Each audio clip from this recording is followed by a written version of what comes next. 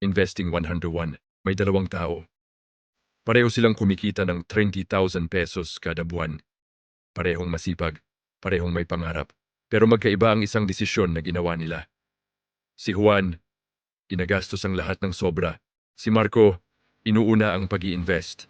Pagkalipas ng 10 taon, magkaiba ang resulta ng buhay nila. Si Juan ay umaasa sa active income. Ito ang income na kapalit ng oras at pagod mo. Halimbawa, sweldo sa trabaho, side hustle o raket, freelancing, komisyon, negosyo sang ikaw mismo ang araw-araw na nagpapatakbo kapag hindi ka pumasok, kapag nagkasakit ka, kapag tumigil ka, tumitigil din ang kita. Ang active income ay mahalaga, pero limitado ito sa oras at lakas mo. Si Marco naman ay nag-focus sa passive income mula sa investing. Hindi ibig sabihin nito na hindi siya nagtrabaho rin siya. Pero may parte ng kita niya na inilalagay niya sa investments.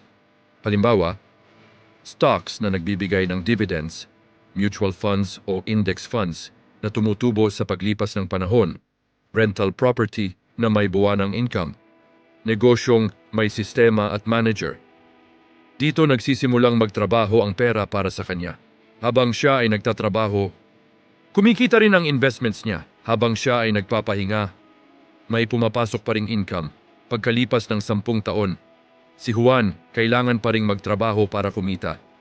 Para sa mas maraming aral tungkol sa investing at financial growth, i-follow, i-like at i-share ang video na ito.